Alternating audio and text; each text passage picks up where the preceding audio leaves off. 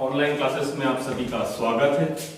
Online classes की इस कड़ी में हम राजस्थान की सिंचाई परियोजना कल पढ़ रहे थे। सिंचाई परियोजना के क्रम में हमने कल चंबल परियोजना और माहिर बजाज सागर परियोजना का अध्ययन किया था और आज हम एक पूरी क्लास इंदिरा गांधी नहर परियोजना को लेकर लेंगे। आईजीएनपी से संबंधित जितने भी तथ्य होंगे उन सबके बारे में आज अध्ययन करेंगे। इंदिरा गांधी नहर परियोजना एशिया की सबसे बड़ी सिंचाई परियोजना है जो सिंचाई के साथ साथ में पेयजल का भी कार्य करती है। इस परियोजना से पश्चिमी राजस्थान हमारा लाभान्वित होता है। इसे आज हम मानचित्र के माध्यम से और पूरा संपूर्ण जानकारी का अध्ययन करना कोशिश करेंगे। जो भी छात्र इसे एक बार मानचित्र के माध्यम से अगर अध्ययन कर लें तो शायद उन्हें शाखाओं को रटने की जरूरत नहीं पड़ेगी। ये पश्चिमी राजस्थान के लिए मुख्य नहर है। एशिया की सबसे बड़ी सिंचाई परियोजना है। एशिया की सबसे बड़ी नहर चीन में है, भारत की सबसे बड़ी नहर उत्तर प्रदेश में, लेकिन यह पश्चिमी राजस्थान की या एशिया की सिंचाई की दृष्टि से सबसे महत्वपूर्ण नहर है। इसे पश्चिमी राजस्थान की मरुगंगा भी कहा जाता है। देखिए, हम आईजीएनपी इंदिरा गांधी नहर परियोजना है जो 1948 में हमें जब जल बंटवारे के तहत राज्य को रावी और व्यास का जल जो मिल रहा था उस जल को प्राप्त करने के लिए तत्कालीन इंजीनियर थे, बीकानेर रियासत के तत्कालीन इंजीनियर थे, उस समय शासक थे अंतिम रूप से सागुल सिंह। उसी समय उनके जो इंजीनियर थे कंवर सेन, उन्होंने प्रस्ताव दिया कि क्यों न हम 1948 में उन्होंने प्रस्ताव दिया क्यों न हम फिरोजपुर हरिके बैराज से सतलज और व्यास के संगम से जल को पश्चिमी राजस्थान को उपलब्ध करके पश्चिमी राजस्थान की धरा को बदल सकते हैं। तो इसी उद्देश्य से हमने इस योजना का प्रारंभ किया। इसे राज्य सरकार द्वारा, केंद्र सरकार द्वारा इसकी अनुमति 1952 में दी गई और फिर कार्य प्रारंभ हुआ 1958 में। 31 मार्च 1958 को कार्य प्रारंभ हुआ, जिसका शिलान्यास तत्कालीन गृह मंत्री गोविंद वल्लभ पंत द्वारा किया गया। बाद में इस पर कार्य शुरू हुआ और पहली बार इसमें जो हमारी रावतसर शाखा है, रावतसर शाखा में पहली बार जल छोड़ा गया तत्कालीन उपराष्ट्रपति, जो बाद में राष्ट्रपति भी बन गए हैं, डॉक्टर सर्वपल्ली राधाकृष्णन के द्वारा 11 अक्टूबर 1961 में रावतसर शाखा से पहली बार जल को छोड़ा गया।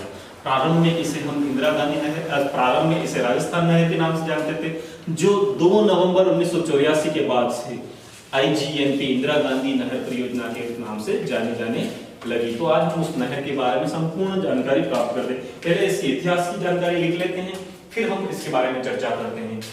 प्रस्ताव किसने दिया, हमसे पूछा जाए।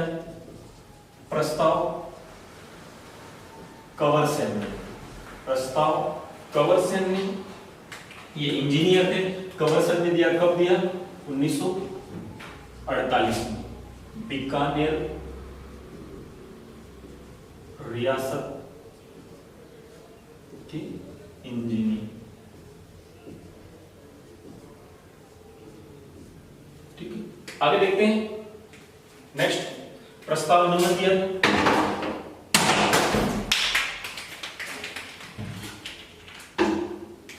नेक्स्ट बात करते हैं हम केंद्र सरकार द्वारा अनुमति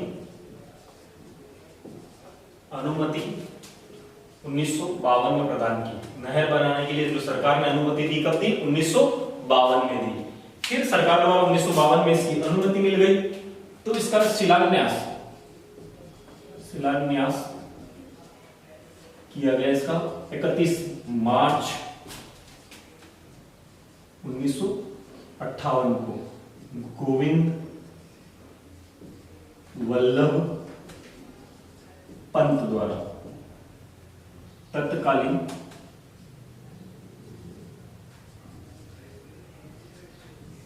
गृह मंत्री द्वारा इसका उद्घाटन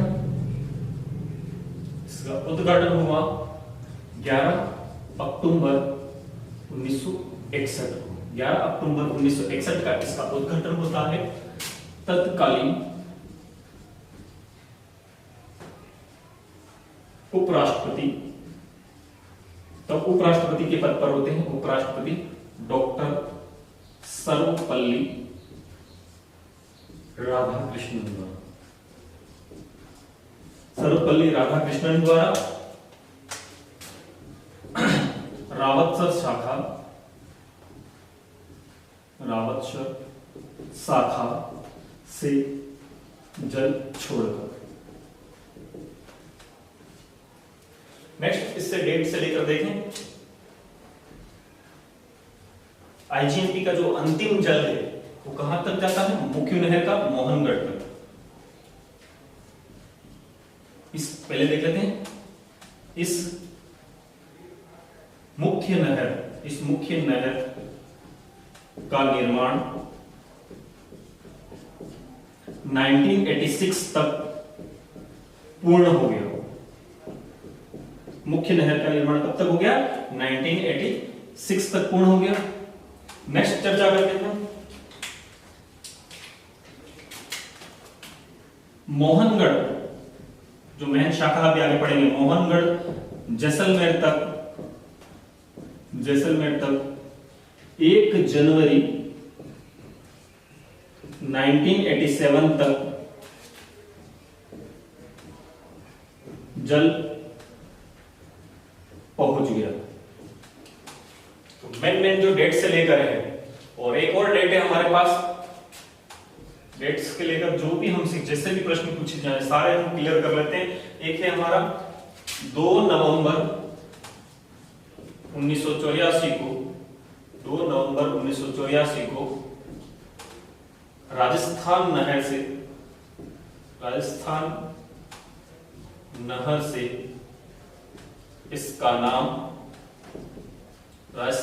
से इसका नाम इंदिरा गांधी नहर IGNP इंदिरा गांधी नहर परियोजना कर दिया जाता है। कब कर दिया जाता है? 2 नवंबर 1984। तो इस प्रकार डेट से लेकर जो भी जितने भी प्रश्न हैं, डेट से लेकर अगर उनसे पूछे जाएं, किस परियोजना के बारे में, नाम नहीं लिखा, किस परियोजना के बारे में पढ़ रहे हैं हम? इंदिरा गांधी नहर परियोजना। इस परियोजना से लेकर हमसे कोई भी डेट से संबंधित कितने भी प्रश्न होंगे, उन सब का पूरा प्रयास किया मैंने इसको सोल्व करने का। प्रस्ताव कबीरचंद द्वारा दिया जाता है 1948 में, बीकानेर रियासत के इंजीनियर होते हैं। सरकार द्वारा इसकी अनुमति मिलती है 1952 में। इसका शिलान्यास यानी नींव रखी जाती है 31 मार्च 1958 को। गोविंद वल्लभ पंत तत्कालीन गृह मंत्री होते हैं। इसका उद्घाटन किया जाता है, पहली बार यानी जल छोड़ा जाता है, उद्घाटन किया जाता है 11 अक्टूबर 1961 को तत्कालीन उपराष्ट्रपति डॉक्टर सर्वपल्ली राधाकृष्णन के द्वारा। कौन सी शाखा से? रावतसर शाखा से। क्या छोड़कर? जल छोड़कर। रावतसर शाखा से जल छोड़कर इसका उद्घाटन किया जाता है। नौरेंगसर करके गांव है, वहां से इसका जल छोड़ा जाता है, नौरेंगसर। तो वहां से इसका जल छोड़ा जाता है रावतसर शाखा से।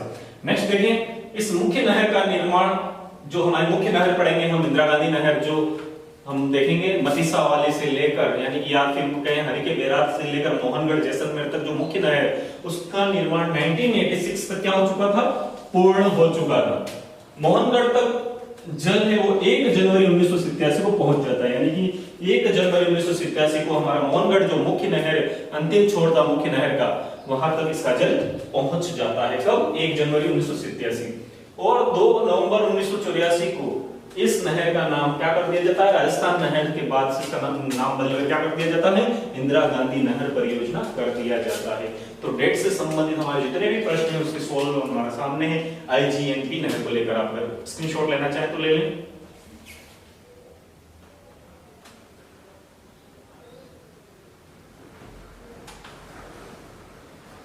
नेक्स्ट आगे हम चर्चा करते हैं, इसी के संदर्भ में हम इस परियोजना को लेकर अब हम आगे बढ़ते हैं। इसकी मुख्य चीजों के बारे में देखते हैं। सबसे पहले तो हमने डेट के बारे में चर्चा कर ली, अब इस नहर की योजना वगैरह देखते हैं। यह नहर जब तत्कालीन इंजीनियर ने कहा कि इसे हमें रावी और व्यास का जो हमें जल आवंटन हुआ है उसे किस प्रकार राज्य के पश्चिमी जिलों को उपलब्ध कराया जाए, इसी को लेकर योजनाएं बनाई गई।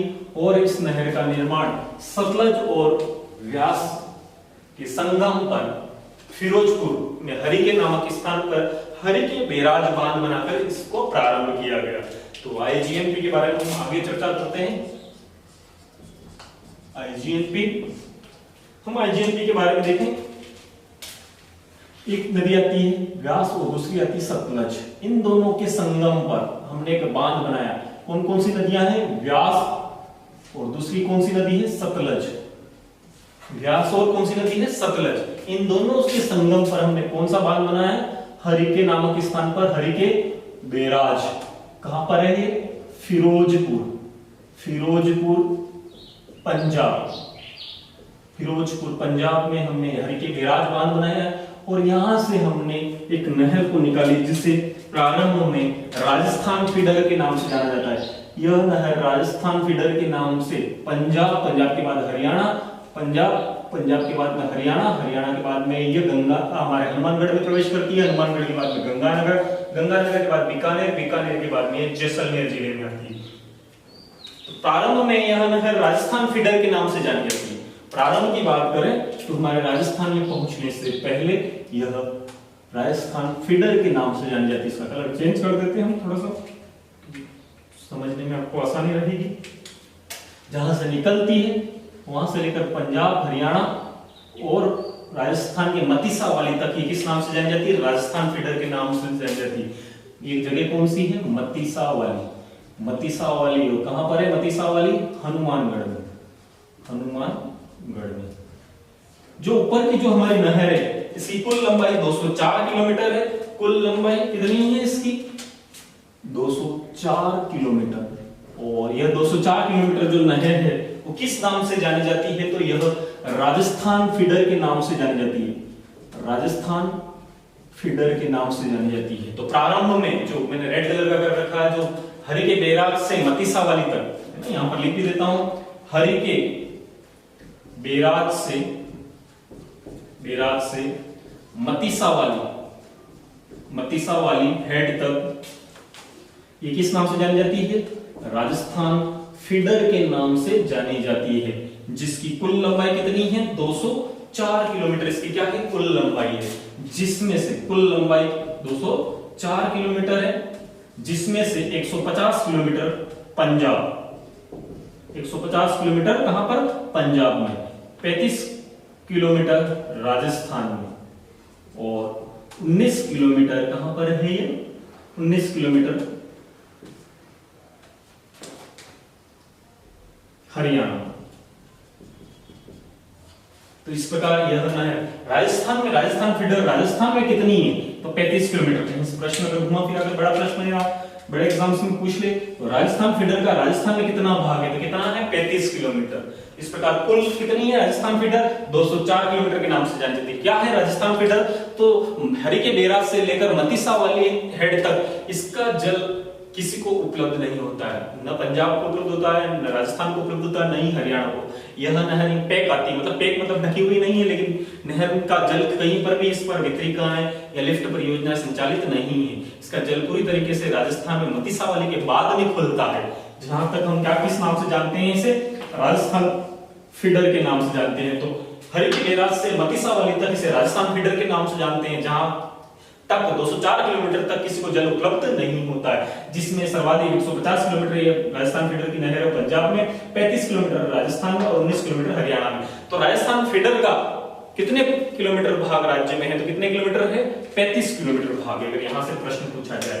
नेक्स्ट बात करते हैं हम मुख्य नहर की। हमारी जो मुख्य नहर है मतीसा वाली से लेकर कहां पर? मोहनगढ़। तो मुख्य नहर देखें, मुख्य नहर मोहनगढ़, और मोहनगढ़ कहां पर है? जैसलमेर में मुख्य नहर है। इस मुख्य नहर के बारे में हमने बात की थी। मोहनगढ़ तक पूरा काम कब हो जाता है? 1986 में हो जाता है। इस नहर में जल जब 1 जनवरी 1987 को कहां तक आ जाता है? मोहनगढ़ तक आ जाता है। वही जो हमने चर्चा की थी। तो मुख्य नहर है, मुख्य नहर कहां तक आती है? मोहनगढ़ तक आती है।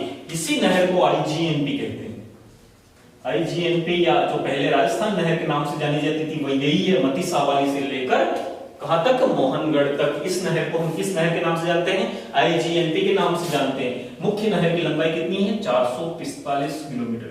तो आपसे अगर ये अलग तरह का प्रश्न पूछा जाए मुख्य नहर की लंबाई कितनी है, तो 445 किलोमीटर। कैसे जिस प्रकार के आपसे प्रश्न पूछे जाए उस प्रकार के जवाब देने हैं आपको। तो यहां से जैसा प्रश्न है वैसा पूरी की लंबाई पूछे 204 प्लस 445। आगे देखते हैं, आगे और शाखा आपने पढ़ा होगा कि गडरा रोड तक जाती है, उसके बारे में हम बाद में चर्चा करते हैं। तो इस प्रकार मुख्य नहर कौन सी है? ये 445 किलोमीटर की मुख्य नहर है। इसको वर्तमान में इसकी एक 3 शाखाएं निकाल दी, छोटी छोटी उप शाखाएं। इसमें से हमारे लिए जो काम की उप शाखा है, जो उप शाखा है जिसे कहते हैं बाबा रामदेव वितरिका, जिसे पहले बरकतुल्लाह वितरिका भी कहा गया था, लेकिन वर्तमान में क्या कहते हैं? इसे बाबा रामदेव वितरिका कहते हैं। और ये कहां तक जाती है? गडरा रोड। कहां तक जाती है? गडरा रोड बाड़मेर, या इसको कहते हैं 0 पॉइंट तक जाती है। और इसका नाम क्या है? बाबा रामदेव वितरिका। बाबा तो वितरिका है, मुख्य नहर में नहीं जाती, बाबा रामदेव वितरिका। उप शाखा है, मुख्य वितरिका नहीं है, उप वितरिका कह सकते हैं, उप शाखा कह सकते हैं। तो बाबा रामदेव वितरिका के रूप में जाती है, जिसकी कुल लंबाई कितनी है? 165 किलोमीटर। तो अंतिम रूप से किताबों में दे रखा है गडरा रोड तक जाती है, तो अंतिम रूप से गडरा रोड तक जाती है। और अंतिम रूप से हरीश के बैराज से लेकर गडरा रोड तक इसकी कुल लंबाई कितनी हो जाएगी? 814 किलोमीटर। किस किस को जोड़ते हैं? 814 kilometre, 204 kilometre plus 445 kilometre plus 165 kilometre. आपको जैसा प्रश्न पूछा जाए वैसा जवाब देना है। कुल लंबाई 814 किलोमीटर है। आपसे जैसे जैसे प्रश्न पूछे जाए उन सब का सॉल्यूशन यहाँ पर दे रखा है। कहां पर क्या है लंबाई को लेकर। आगे वितरिकाओं और उनकी चर्चा हम बाद में करेंगे। अभी हम मुख्य नहर की चर्चा कर रहे हैं। मुख्य नहर के इससे बारे में हमसे क्या क्या प्रश्न पूछे जा सकते हैं, उनके बारे में हम चर्चा कर रहे हैं। तो मुख्य नहरों में हमने क्या क्या चर्चा की? हमने सबसे पहले इस राजस्थान फीडर नहर को नाम से जाना। राजस्थान फीडर यानी कि हर के बैराज से मतीसा वाली हनुमानगढ़ तक किस नाम से जानी जाती है? राजस्थान फीडर के नाम से जानी जाती है, जिसकी कुल लंबाई कितनी है? 204 किलोमीटर। 150 किलोमीटर पंजाब में, 35 किलोमीटर राजस्थान में और 19 किलोमीटर कहां पर है? हरियाणा में। ये थी हमारी कौन सी? राजस्थान फीडर। आगे बात करते हैं मतीसा वाली से मोहनगढ़। ये हमारी मुख्य नहर है, राजस्थान नहर के नाम से जानी जाती थी, जो 2 नवंबर 1984 के बाद में आईजीएनपी के नाम से जानी जाती है। ये मुख्य नहर है, जिसकी कुल लंबाई 445 किलोमीटर है। वर्तमान में इसे गडरा रोड बाड़मेर तक या 0 पॉइंट तक बढ़ा दिया गया है, जिसको बाबा रामदेव वितरिका कहते हैं। उसकी लंबाई कितनी? 165 किलोमीटर। यदि आपसे पूछा जाए उद्गम से लेकर गडरा रोड तक इसकी कुल लंबाई कितनी है, तो कितनी होगी? 814 किलोमीटर। यदि आपसे पूछा जाए मुख्य आईजीएनपी की लंबाई कितनी है, तो ऑप्शन में 445 मिलेगा। आपसे राजस्थान फीडर की लंबाई कितनी है, तो 204 किलोमीटर। या पूछे राजस्थान फीडर की राजस्थान में लंबाई कितनी है, तो 35 किलोमीटर। 4 कथन आ गए। निम्न में से कौन सा कथन राजस्थान नहर से संबंधित गलत है, सत्य है? ऐसे प्रश्न आएंगे तब ये आपके लिए महत्वपूर्ण होगा। प्रश्न जब लेंदी आया है तो इसको करना आसान नहीं होगा, है ना। हम खाली रट के चले जाते हैं तब थोड़ी दिक्कत होगी। अगर लेंदी प्रश्न आया तो आप प्रश्नों को ये पूरी तरीके से आप इसकी लंबाई को बता सकते हैं। हर किताब में आपको अलग अलग मिलेगा, इसको मैंने एक साथ समझाने का प्रयास किया है कि क्या क्या है, अलग अलग क्यों दे रखा है। तो ये है इसकी हमने नहर की गडरा रोड तक नहर, मुख्य नहर की हमने क्या कर ली? चर्चा कर ली। देखिए प्रश्न ऐसे तो नहीं पूछे जाते। नहर इस प्रकार की वी आकार की, आपने कहीं पर भी नहर लिखी होगी तो उसका आकार कैसा होता है? एकदम वी आकार या यू इस प्रकार का आकार होता है। देखिए इस आईजीएनपी की जो ऊपरी भाग है इसकी चौड़ाई लगभग 67 मीटर इसकी क्या है? चौड़ाई है। और नीचे वाले भाग की चौड़ाई कितनी है? 40 मीटर।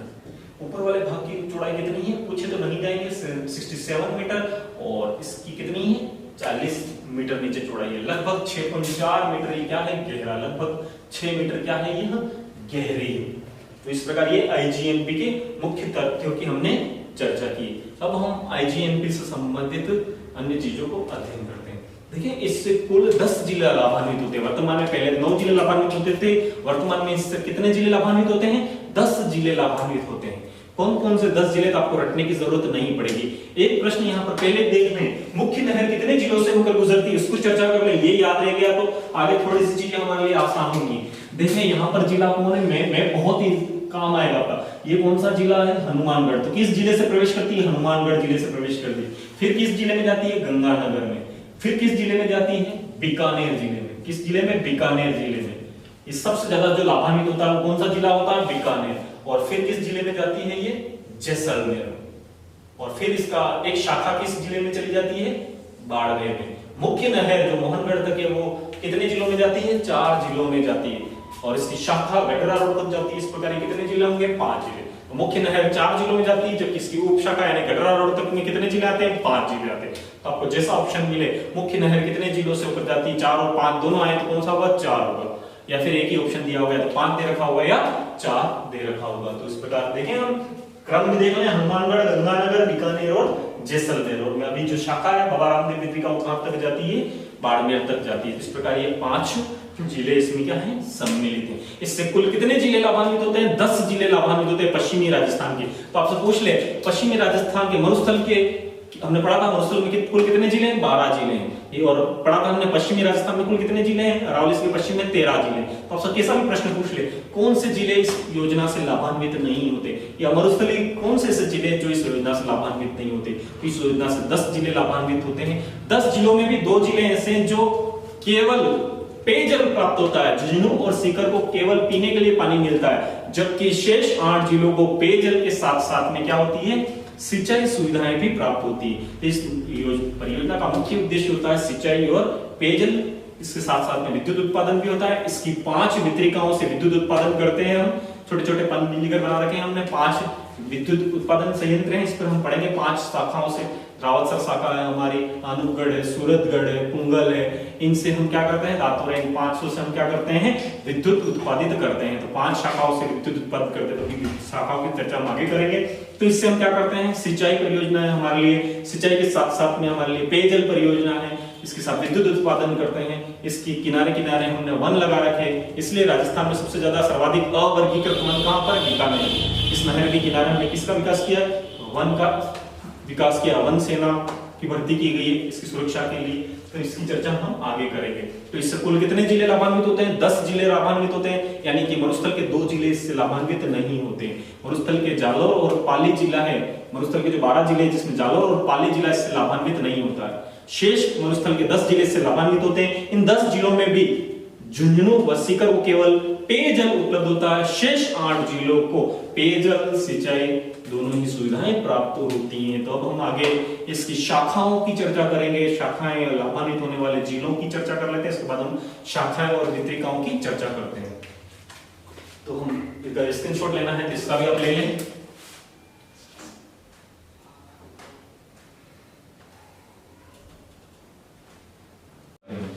इस पर कुल 9 वितरिकाएं और 7 लिफ्ट परियोजना है, जिसकी 3 सहायक लिफ्ट परियोजना है जो पेयजल के लिए है। तो ऐसा कह सकते हैं हम, इस पर 7 सिंचाई लिफ्ट परियोजना है, 3 पेयजल लिफ्ट परियोजना है, और पेयजल परियोजना सिंचाई के साथ में ही जुड़ी हुई है।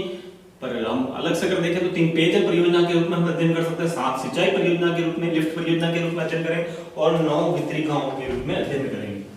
जो बाबा रामदेव वितरिका हमने देखी थी वो एक उप शाखा के रूप में है, जिसे आगे बढ़ाकर हमने गडरा रोड तक ले गए मुख्य नहर को। तो हम देखते हैं सबसे पहले ये है क्या, वितरिकाएं और लिफ्ट परियोजनाएं क्या है। देखिए इस नहर का जो पश्चिमी भाग है उसका ढाल क्या है, पश्चिम की ओर है। ये वाला ढाल है वो कैसा है, पश्चिम की ओर है, निम्न भाग है, और ये वाला भाग कैसा है, उच्च भाग है, क्योंकि आगे कौन आ जाता है, अरावली वाला भाग आ जाता है। यहां से हमने एक नहर निकाली थी अभी, इस प्रकार हमने क्या निकाली, नहर निकाली है। नहर का जो ये वाला भाग है हमारा, इस तरफ का भाग है वो ऊंचा भाग है, नागौर उच्च भूमि वगैरह ये ऊंचा भाग है, जबकि ये भाग कैसा है, नीचेला भाग है। हम देखेंगे कि सामान्य पानी को हम छोड़ेंगे तो किस ओर बहेगा, ढाल के अनुरूप बहेगा, जहां नीचे होगा वहां आसानी से बहेगा, ऊंचा होगा वहां पर पानी को ले जाना संभव नहीं है। तो पूरा भाग समतल, लेकिन ये वाला भाग है वो नहर नीचे बहती है और भाग के साथ ऊपर है। हमने देखा हो सामान्य कहीं नहर जा रही है और नहर के पास में ही खेत है, लेकिन क्या लगा रखा होगा, वाटर पंप वगैरह लगा के पानी को क्या किया जाता है, लिफ्ट किया जाता है, ऊपर उठाकर फिर छोड़ दिया जाता है। तो यहाँ पर भी इस तरफ का भाग, इस नहर का कौन सा भाग, बायां भाग, इस नहर का कौन सा भाग है, नहर ऊपर से आ रही है तो ये नहर का कौन सा होगा, ये वाला भाग दायां होगा, ये बायां होगा, है ना। प्रश्न हमसे जो पूछे जाए तो नदियों वगैरह का तो उसका उद्गम दायां और बायां होगा, आपका दायां बायां नहीं देखना है, वो जहां से निकल रही है और बढ़ रही है, ये इसका क्या है, दायां भाग है, और ये क्या है, इसका बायां भाग है। ठीक है, पहला तो ये भी आप होना चाहिए, प्रश्न को घुमा फिरा कर पूछे। तो बायां भाग कैसा है, इसका ऊंचा है, ऊंचा होने के कारण हमें जल को क्या करना पड़ेगा, लिफ्ट करना पड़ेगा। जल को ऐसे इस प्रकार ऊपर उठाकर ऊपर छोड़ देंगे तो क्या आएगी, लिफ्ट परियोजना संचालित होगी। तो लिफ्ट परियोजना में क्या किया जाता है, जल को ऊपर उठाकर फिर छोड़ दिया जाता है। तो इसे कहते हैं लिफ्ट परियोजना। लिफ्ट परियोजना से लगभग 30 इस नहर का 30% भाग लाभान्वित होता है। ठीक है, थोड़ा सा ध्यान रखें, हमारी 11वीं की बुक में भी लिखा हुआ है, 11th या शायद 12th की बुक में भी लिखा हुआ है, राजस्थान का जो पीछे का चैप्टर दे रखा है 30% भाग। पहले देख लेते हैं हम क्या देख रहे हैं, आईजीएनपी और उसकी क्या देख रहे हैं, लिफ्ट परियोजना इसकी, और क्या देख रहे हैं हम, वितरिका। देखिए 30% भाग है इसका, वो किससे लाभान्वित होता है, इसका 30% भाग है वो लिफ्ट परियोजना से, और 70% भाग है वो किससे होता है, वितरिकाओं से होता है। तो ध्यान रखना है हमें, अगर हम बार बार लिफ्ट परियोजना पढ़ते तो हमें ध्यान न रहे, इसका जो जल छोड़ा जाता है वो 70% जल किससे छोड़ा जाता है, वितरिकाओं से छोड़ा जाता है, जबकि 30% भाग किससे छोड़ा जाता है, लिफ्ट परियोजना से छोड़ा जाता है। तो 70% ज्यादा भाग किसका है, वितरिकाओं का है। तो इस पर कुल कितनी 9 वितरिकाएं हैं, इस पर कुल कितनी वितरिकाएं हैं, 9 वितरिकाएं हैं, इस पर कुल 9 वितरिकाएं हैं। और लिफ्ट परियोजना कितनी है, 7 लिफ्ट परियोजना है, जिसकी सहायक लिफ्ट परियोजना है 3, जो किस लिए काम आती है, पेयजल के लिए, गंधेली सायवा है, कंवरसेन है और राजीव गांधी जलोत्थान। तो इस प्रकार 3 इस पर लिफ्ट परियोजना है, जो इन्हीं लिफ्टों की सहायक लिफ्ट हैं। तो 3 लिफ्ट पेयजल परियोजना है, जबकि 7 क्या है, सिंचाई लिफ्ट परियोजना है। तो लिफ्ट परियोजनाओं से कितना प्रतिशत भाग जल उपलब्ध होता है, 30%, जबकि वितरिकाओं से कितना होता है, 70% भाग होता है। अब हम एक एक वितरिकाओं की बात करेंगे। तो इसकी बाईं ओर क्या है, इसकी बाईं ओर क्या है, लिफ्ट परियोजना है ना। ज्यादातर यहाँ पर सभी क्या है, ग्रावर्तर शाखा ओनली एक है, अभी चर्चा करेंगे उसकी।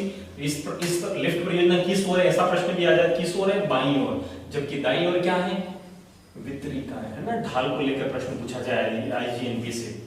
अब हम एक एक चर्चा करेंगे, हम देख लेते हैं सबसे पहले वितरिकाओं के बारे में। अभी हमने जब जिले देखे थे तो ये हमारे पास जिला था, ये जिला कौन सा था, हनुमानगढ़। यहाँ पर हमने जिला देखा था, कौन सा जिला था हमारे पास, बीकानेर। यहाँ पर कौन सा जिला, सॉरी, गंगानगर। यहाँ पर ये कौन सा जिला है हमारे पास, बीकानेर। और बीकानेर के बाद में ये कौन सा जिला है हमारे पास, जैसलमेर।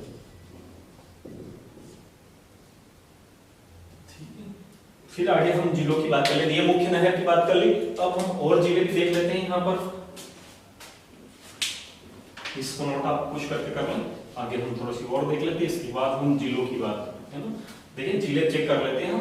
ये हमारा क्या हो गया, बीकानेर। बीकानेर के इस तरफ कौन है, ये नागौर। यहाँ पर कौन है, नागौर। ठीक है, हनुमानगढ़ के इस तरफ कौन है, ये चूरू। चूरू के बाद में कौन है, झुंझुनू। झुंझुनू, और झुंझुनू के बाद कौन है, सीकर। ये जिले का क्रम, अगर जिले का मैप लेकर बैठोगे तो आप लिफ्ट नहरें वगैरह आपको रटने की जरूरत नहीं पड़ेगी, है ना। तो ये बायां भाग है, हम लिफ्ट परियोजना इधर देखेंगे। देखिए नेक्स्ट नागौर है। नागौर के बाद में यहाँ पर कौन है, जोधपुर है ना। जोधपुर के इधर कौन है, बाड़मेर। ठीक है, तो एक शाखा हमने बाड़मेर तक ले आए थे। ये कौन सी शाखा थी, बाबा रामदेव वितरिका। ये जोधपुर हो गया। ठीक है, और ये हमारे यहाँ पर कौन हो गया, पाली हो गया, जहां पर कोई नहीं है। जालोर हो गया, जहां पर कोई नहर का नहीं है। और यहाँ पर कौन है, सिरोही। तो यहाँ पर किसी का जल, ये 3 हमारे पास ऐसे रह जाते हैं जिसको जल उपलब्ध नहीं होता है। अरावली के जो पश्चिम की ओर के जिले हैं जिनको जल उपलब्ध नहीं होता है। ठीक है, इनको क्या नहीं उपलब्ध होता है, इसका जल उपलब्ध नहीं होता। तो आपको पूछा जाए मरुस्थल के कौन से जिले जिनको जल उपलब्ध नहीं होता है, तो जालोर और पाली।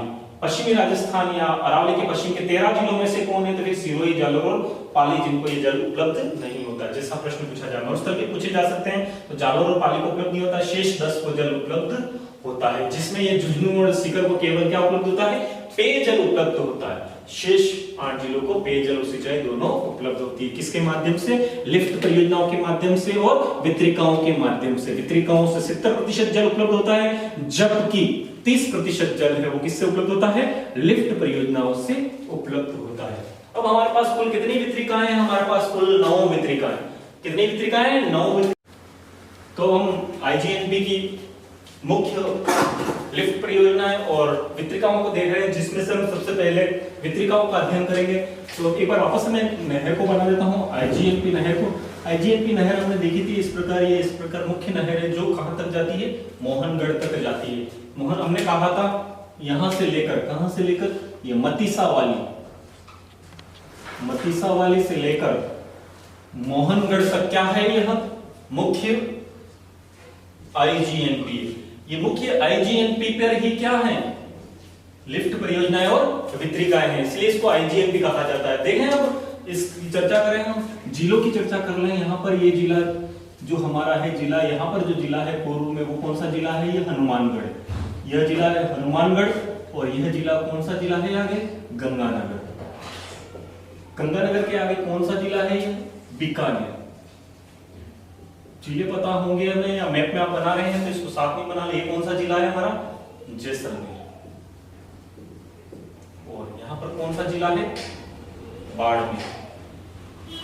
यहाँ पर ये जोधपुर, यहाँ पर नागौर, चूरू और झुंझुनू, सीकर। ठीक है, जैसे मैं बना रहा हूं, आप थोड़ा सा आपने मैपिंग को तो आप देख लें जिलों का। तो इस प्रकार ये जिले हैं जिनको हम अभी पढ़ेंगे, चर्चाओं के बारे में, उनके बारे में। तो हम देख लेते हैं, मुख्य रूप से हम क्या देख रहे हैं आईजीएनपी की। सबसे पहले हम देख लेते हैं वितरिकाओं के बारे में। वितरिकाओं की कुल संख्या हमने कहा था कितनी है, 9। इन 9 में से एक वितरिका जिसकी हमने चर्चा की थी वो किस ओर है, दाहिनी ओर है। किस जिले में, हनुमानगढ़ जिले में। तो मुख्य जो हमारी आईजीएनपी है, मुख्य आईजीएनपी में एक कलर हो गया थोड़ा सा मैच, तो देख लेते हैं। ये मुख्य जो आईजीएनपी है हमारी, उस मुख्य आईजीएनपी की बाईं ओर वितरिका सब दाहिनी ओर है। एकमात्र वितरिका जो किस ओर है, इसकी बाईं ओर है। और इस वितरिका का नाम क्या है, रावतसर वितरिका। वितरिका कौन सी है, यह हमारे पास रावतसर वितरिका। और रावतसर वितरिका में ही पहली बार जल छोड़ा गया था। रावतसर वितरिका कहां पर है, हनुमानगढ़ में। नेक्स्ट वितरिकाओं की बात करते हैं तो नहर आगे किस जिले में जा रही है, गंगानगर में। तो दो वितरिकाएं यहाँ पर, सूरतगढ़ और अनूपगढ़। सूरतगढ़, और दूसरा कौन सा है हमारे पास, अनूपगढ़। तो दो वितरिकाएं हो गई हमारे पास कहां पर, गंगानगर में, सूरतगढ़ और अनूपगढ़। नेक्स्ट वितरिका आती है हमारे पास उंगल। वितरिका का नाम क्या है, उंगल। उंगल के बाद में आती है दातोर। दातोर के बाद में आती है हमारे पास बिरसलपुर। बिरसलपुर, एक है बिरसलपुर योजना अलग है, ये बिरसलपुर वितरिका है, बिरसलपुर। बिरसलपुर के बाद में हमारे पास आती है चारणवाला।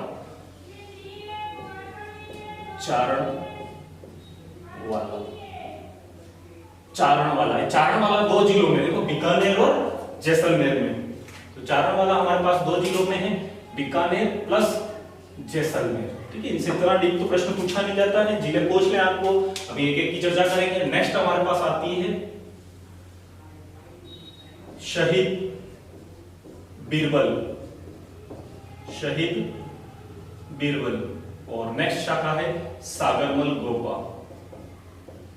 सागरमल गोपा, आप जब आंदोलन वगैरह पढ़ेंगे तो इसको पढ़ोगे, सागरमल गोपा। इस प्रकार हमारे पास कुल कितनी वितरिकाएं हो गई, 9 वितरिकाएं हो गई। 2 जैसलमेर में, एक जैसलमेर प्लस बीकानेर 3, और 3 यहाँ पर हमारे पास 6, 7, 8 और 9। इस प्रकार हमारा इस नहर पर कुल कितनी वितरिकाएं हैं, 9 वितरिकाएं। एक उप शाखा के रूप में जो गडरा रोड तक जाती है, ये कौन सी वितरिका थी, बाबा रामदेव। ये उप शाखा के रूप में है, यानी कि आईजीएनपी को ही बढ़ाकर कहां तक कर दिया है, गडरा रोड तक कर दिया है। तो इसके बारे में 165 किलोमीटर लंबी है, इसके बारे में कोई प्रश्न पूछा जाए। नेक्स्ट एक चर्चा करी थी हमने कि विद्युत उत्पादन। देखें इस पे विद्युत उत्पादन होता है एक रावतसर से, सूरतगढ़ से, अनूपगढ़ से, उंगल और दातोर। इन 5 से क्या उत्पादन होता है, विद्युत उत्पादन होता है। जब कोई बड़े प्रश्न दिए जाए तो इससे 5 वितरिकाओं से क्या उत्पादित होता है, विद्युत उत्पादित होता है। प्रथम 5 से रावतसर हनुमानगढ़, सूरतगढ़ गंगानगर, सूरतगढ़ और अनूपगढ़ गंगानगर, उंगल व दातोर बीकानेर, 5 से विद्युत उत्पादन होता है। 5 के बाद में 4 शेष, बिरसलपुर वो बीकानेर में, चारणवाला बीकानेर व जैसलमेर में। नेक्स्ट है शहीद बीरबल और सागरमल गोपा। इस प्रकार हमारे इस नहर पर कुल कितनी योजनाएं, लिफ्ट अपना कितनी शाखाएं हैं, तो हमारे पास कुल 9 शाखाएं हुई। और एक उप शाखा के बारे में पढ़ा जिसका नाम है बाबा रामदेव वितरिका। तो इस प्रकार जिले आपसे पूछे जाए तो भी आप देख सकते हो, और आपसे क्या पूछा जाए, दाहिनी ओर पूछा जाए, सारी दाहिनी ओर है, एकमात्र बाईं ओर कौन सी है, रावतसर है। यदि आप स्क्रीनशॉट लेना चाहें तो भी ले लें इसको पुश करके। ये हमारे पास वितरिका थी। शेष आगे हम 7 लिफ्ट परियोजना के बारे में बात करेंगे और 3 पेयजल परियोजना के बारे में बात करेंगे।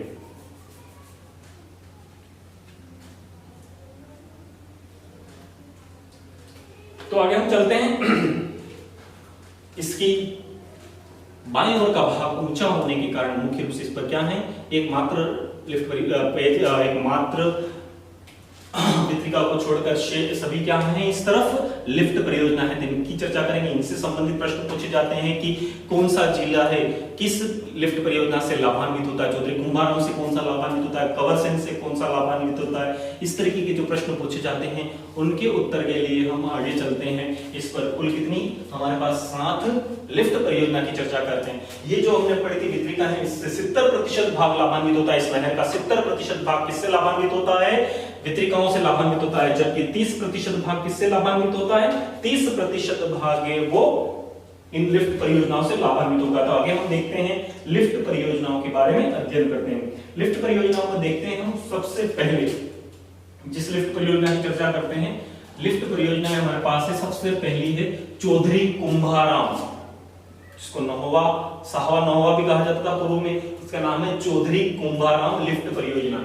सबसे पहले किस जिले से, हनुमानगढ़ जिले से। हनुमानगढ़ जिले के पास में कौन है, चूरू, और चूरू के बाद में ये कहां तक जाती है, झुंझुनू तक जाती है। ठीक है, झुंझुनू तक जाती है, जो सहायक रूप में पेयजल के रूप में इस गंदेली सावा परियोजना के रूप में, जो आगे वर्तमान में इसका जल कहां तक जा रहा है, सीकर के रूप में। तो इससे लाभान्वित कौन कौन से होते हैं, चौधरी कुंभाराम से। चौधरी कुंभाराम भी हम चार्ट भी बना देंगे इनका। तो सबसे पहला है हमारे पास कौन सी है, चौधरी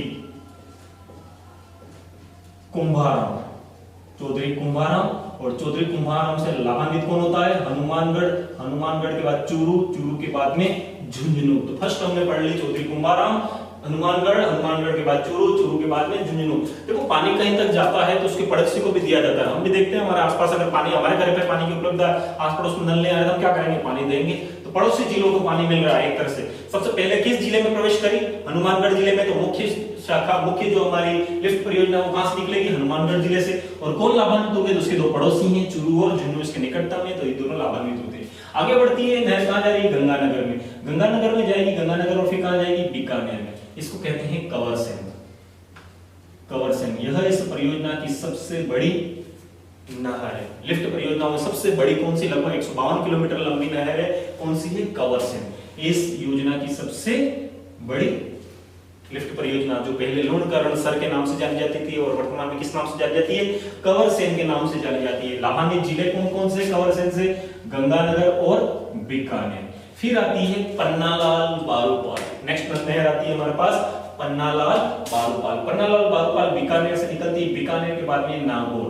तो कौन सी है नेक्स्ट हमारे पास, पन्नालाल बारूपाल। लाभान्वित जिले कौन से हैं, बीकानेर और नागौर। ये 2 जिले से क्या होते हैं, लाभान्वित होते हैं। पन्नालाल बारूपाल के बाद में है वीर तेजाजी। वीर तेजाजी से एकमात्र लाभान्वित होता है वीर तेजाजी। वीर तेजाजी से 2 ही लाभान्वित हो, एक ही जिला लाभान्वित होता है, कौन, बीकानेर। ये इस लिफ्ट परियोजना में सबसे छोटी भी बीकानेर में, बड़ी भी बीकानेर में, लेकिन बड़ी है वो गंगानगर और बीकानेर कौन है, सबसे छोटी कौन सी है, वीर तेजाजी। और कौन सा जिला लाभान्वित होता है, केवल बीकानेर। इसके बाद में डॉक्टर करणी सिंह से लाभान्वित होते हैं। नेक्स्ट है करणी सिंह, और करणी सिंह से लाभान्वित होगा बीकानेर प्लस जोधपुर। इससे कौन लाभान्वित होगा, करणी सिंह से बीकानेर प्लस जोधपुर लाभान्वित होगा। नेक्स्ट करणी सिंह के बाद में है गुरु जाम्बेश्वर। नेक्स्ट हमारे पास है बीकानेर से निकलती है, बीकानेर लाभान्वित होता है, बीकानेर के बाद में जोधपुर लाभान्वित होता है और जैसलमेर लाभान्वित होता है।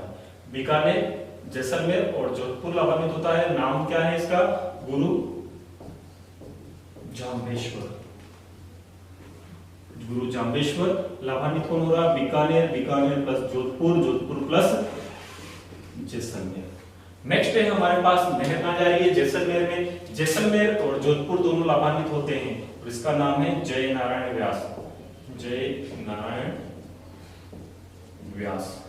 इससे लाभान्वित कौन होते हैं, जोधपुर प्लस जैसलमेर। कौन लाभान्वित होता है, सब कुछ हमने अध्ययन कर लिए हैं। कौन कौन लाभान्वित होते हैं देख ले वापस से। थोड़ा कलर है दो पेन ही कलर के ग्रीन से दिख नहीं रहा आपको, इसलिए सबसे पहले देखते हैं चौधरी कुंभाराम। यहाँ पर देख ले मैप को, आप पुश करके बार बार देखकर आप अपने मैप में बना ले अलग अलग कलर से। सबसे पहली शाखा ये रेड कलर की बना रखी थी, वो हमने क्या बना रखी थी, वितरिकाएं। अब हम क्या पढ़ रहे हैं, लिफ्ट परियोजना। लिफ्ट परियोजना से जिले पूछे जाते हैं, रटने की जरूरत नहीं है, आपके पास मैप यदि भरा हुआ है जिले पॉलिटिकल मैप तो आप निश्चित सोल्व करेंगे। देखें हनुमानगढ़ से एक नहर को निकालनी है, वितरिका को लिफ्ट परियोजना को निकालनी है, हनुमानगढ़, चूरू और झुंझुनू से लाभान्वित होता है। ठीक है, नाम क्या है, चौधरी कुंभाराम, हनुमानगढ़, चूरू, झुंझुनू। नेक्स्ट देखें कौन सी हमारे पास, पन्नालाल बालूपाल, बीकानेर प्लस नागौर। इसके बाद में कौन सी है, वीर तेजाजी। केवल कहां पर है, बीकानेर में ही खत्म कर देनी वीर तेजाजी।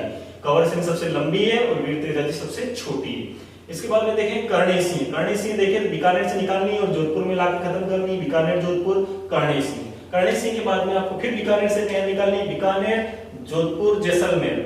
जोधपुर और जैसलमेर 3 जिलों में ले जानी है और नहर का नाम है गुरु जाम्बेश्वर। नेक्स्ट नहर जा रही है आगे जैसलमेर में, तो जैसलमेर से एक शाखा निकालनी, जैसलमेर, जोधपुर में, और जिसका नाम है जय नारायण व्यास, जोधपुर प्लस जैसलमेर। इस प्रकार लाभान्वित होने वाले जिले भी हमने इसके लिख लिए हैं। और आप यदि कहते हैं तो उनसे एक चार्ट में बना देते हैं कि अंत में, और इसको चार्ट के माध्यम से देख लेते हैं इससे कौन लाभान्वित होता है। तो इस प्रकार हमने आईजीएमपी की दोनों देखी। कंवर सिंह सबसे बड़ी लिफ्ट परियोजना है, सबसे छोटी लिफ्ट परियोजना है वो कौन है, हमारे वीर तेजाजी। और हमारे पास 9 वितरिकाओं में 8 वितरिका इस तरफ है और एक वितरिका रावत सा वितरिका है वो बाईं तरफ है, 8 दाईं तरफ है। बाईं तरफ अन्य लिफ्ट परियोजना है। 30% लिफ्ट परियोजना से लाभान्वित होती है, 70% वितरिकाओं से लाभान्वित होते हैं। इस नहर के बारे में और चर्चा कर लेते हैं। 3 हमारे पास पेयजल लिफ्ट, पेयजल परियोजना जिनसे पेयजल उपलब्ध होता है, जिसको यही चौधरी कुंभाराम के साथ में गंदेली साहवा लिफ्ट परियोजना है, इसी की सहायक है गंदेली साहवा, और ये लाभान्वित होता है चूरू, हनुमानगढ़, चूरू, झुंझुनू और सीकर। ये जिले जो लाभान्वित होते हैं जिसको कहते हैं गंदेली साहवा पेयजल परियोजना। ये अपनी योजना के तहत, अपनी योजना आपसे पूछ ले, अपनी योजना किस पर संचालित है, तो गंदेली साहवा पेयजल लिफ्ट परियोजना पर संचालित है। लाभान्वित होने वाले जिले हैं तो चूरू, झुंझुनू, सीकर, इससे लाभान्वित होने वाले जिले हैं। जर्मनी के सहयोग से, जर्मनी की कंपनी KWF, जर्मनी की कंपनी है KWF, जिसके द्वारा एक योजना चलाई जा रही है। कौन सी योजना, अपनी योजना। गंदेली साहवा पर इंपोर्टेंट रहेगा, यह पेयजल परियोजना है, तो गंदेली साहवा पेयजल योजना से लाभान्वित जिले चूरू, झुंझुनू, सीकर, किसके सहयोग से, जर्मनी के सहयोग से। जर्मनी की कंपनी कौन सी, KWF, और योजना का नाम क्या है, अपनी योजना। तो ये पेयजल परियोजना, अपनी योजना। नेक्स्ट पेयजल परियोजना की बात करते हैं कंवर सिंह। भाई कंवर सिंह, कंवर सिंह से कौन लाभान्वित होता है, बीकानेर जिला। कंवर सिंह से कौन लाभान्वित होता है, बीकानेर पेयजल को। और नेक्स्ट इंपोर्टेंट है हमारे पास राजीव गांधी जलोत्थान परियोजना, इससे कौन लाभान्वित होता है, जोधपुर जिला। राजीव गांधी जलोत्थान, राजीव गांधी जलोत्थान, या आपसे पूछ ले लिफ्ट, पेयजल लिफ्ट परियोजना, और लाभान्वित जिला एक ही है, जोधपुर, या जोधपुर की जीवन रेखा भी कह सकते हैं इस परियोजना को। जोधपुर जिले को, जोधपुर शहर को इससे पेयजल उपलब्ध होता है। तो हमने देखा है इस पर 7 लिफ्ट परियोजना के अलावा 3 इसकी सहायक लिफ्ट परियोजना है, पेयजल लिफ्ट परियोजना। सबसे पहले हमने देखा इंपोर्टेंट गंदेली साहवा, जिस पर अपनी योजना के तहत पेयजल परियोजना कार्यरत है। जर्मनी की KWF कंपनी के द्वारा चूरू, झुंझुनू और सीकर जिले से लाभान्वित होते हैं। नेक्स्ट देखिए हमने कंवर सिंह पेयजल लिफ्ट परियोजना, जिला लाभान्वित, शहर लाभान्वित, बीकानेर। नेक्स्ट है राजीव गांधी जलोत्थान, ये सबसे ज्यादा इंपॉर्टेंट रहेगी। एक राजीव गांधी नहर है जो सिद्धमुख नहर है, वो अलग है और ये अलग है। अब से पूछे राजीव गांधी जलोत्थान, तो जोधपुर जिला, या राजीव गांधी लिफ्ट पेयजल परियोजना, तो कौन सा जिला लाभान्वित है, तो जोधपुर शहर या जोधपुर जिला इससे लाभान्वित है। इस प्रकार हमने इस पर स्थित लिफ्ट परियोजनाओं, पेयजल लिफ्ट परियोजनाओं और वितरिकाओं के बारे में अध्ययन किया।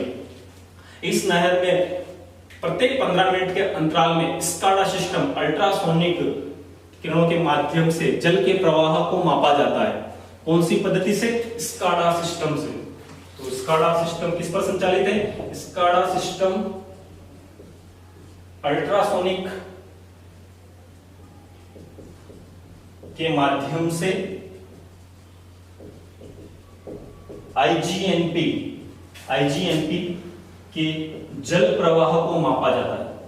प्रत्येक 15 मिनट के अंतराल में इसके जल प्रवाह को मापा जाता है। आईजीएनपी से संबंधित दूसरा तथ्य, आईजीएनपी में शीतकाल में जल, क्योंकि हिमालय से सतलज और कहां से निकलती है, मानसरोवर से निकलती है, राकशताल झील से जो बर्फीली जो हिम जो शीतकाल में क्या हो जाता है, जम जाती है, जिस कारण सतलज नदी में जल की आवक की कमी हो जाती है और शीतकाल में हमारे यहाँ पर तब रबी की फसल होती है। राज्य में आईजीएनपी के जल का प्रवाह कैसा हो जाएगा, कम हो जाएगा। जल स्तर को बनाए रखने के लिए हम व्यास पर स्थित पौंग बांध से इसको अतिरिक्त जल उपलब्ध होता है। तो आपसे पूछा जाए आईजीएनपी को अतिरिक्त जल उपलब्ध होता है तो किस बांध से होता है, किस परियोजना से होता है, तो व्यास परियोजना से होता है। व्यास परियोजना पर स्थित कौन से बांध से होता है, पौंग बांध से। देखो व्यास परियोजना से क्या होता है, लाभान्वित होता है। परियोजना कौन सी, व्यास परियोजना, और बांध कौन सा है, पौंग बांध। अभी चर्चा करेंगे हम जब व्यास परियोजना पढ़ेंगे, इसको फिर से देख लेंगे। तो पौंग बांध से इसको जल उपलब्ध होता है, किसको, आईजीएनपी को। कब, कौन सी ऋतु में, शीत ऋतु में। तो प्रश्न में कथन कारण आ जाए, ध्यान रखना है। शीत ऋतु में आईजीएनपी के जल स्तर को बनाए रखने के कारण, एक तो शीत ऋतु में आईजीएनपी का जल स्तर क्या हो जाता है, कम हो जाता है। क्यों कम हो जाता है, क्योंकि सतलज नदी कैसी नदी, हिमालय से निकलने वाली नदी, और हिमालय क्षेत्र शीत ऋतु में क्या हो जाता है, जम जाता है, जिस कारण सतलज में प्रवाह कम हो जाता है। इस जल स्तर को बनाए रखने के लिए व्यास का अतिरिक्त जल हमें उपलब्ध होता है, जो भी आईबीएन में पूछा गया था। आईजीएनपी को अतिरिक्त जल किससे उपलब्ध होता है, तो व्यास परियोजना से। प्रश्न को और घुमाकर पूछे, व्यास परियोजना पर कौन से बांध से उपलब्ध होता है, तो पौंग बांध से। पौंग बांध से की में 59% हिस्सेदारी, पौंग बांध हिमाचल प्रदेश में बना हुआ है व्यास नदी पर, और इसकी 59% हिस्सेदारी किसकी है, राजस्थान सरकार की है। इसीलिए इसका अतिरिक्त जल है वो किसको उपलब्ध होता है, राजस्थान की आईजीएनपी नहर को उपलब्ध होता है। प्रश्न आपको घुमा फिरा कर पूछा जाए तो एक हमने यहाँ पर देखा था स्काडा सिस्टम से, अभी तक पूछा नहीं गया। स्काडा सिस्टम से अल्ट्रासोनिक माध्यम से इसकी जल प्रवाह को देखा जाता है। शीतकाल में इसके जल स्तर कम होने पर अतिरिक्त जल पौंग बांध या व्यास परियोजना से उपलब्ध होता है। ठीक, और हमने देख लिया इसके 5 शाखाओं से हम इससे क्या उत्पन्न करते हैं, विद्युत का भी उत्पादन करते हैं। तो इस प्रकार हमने आईजीएनपी के बारे में जितनी महत्वपूर्ण जानकारी था सभी को हमने आज प्राप्त की। तो आप इसको रोक कर आप इसकी शाखाएं या वितरिकाएं या फिर लिफ्ट परियोजना या पेयजल परियोजना को अच्छी तरीके से अध्ययन कर लें। निश्चित अगर आईजीएनपी से कोई भी प्रश्न पूछा गया तो इससे बाहर नहीं होगा, इससे के अंदर होगा। कैसा भी कोई सा भी राजस्थान से संबंधित कोई से भी एग्जाम हो, आईजीएनपी को लेकर हो, इंदिरा गांधी नहर परियोजना से होंगे, डेट से लेकर कहीं पर भी लंबाई से संबंधित या किसी भी प्रकार का प्रश्न होगा तो निश्चित आप इस वीडियो के माध्यम से कर सकते हैं। धन्यवाद।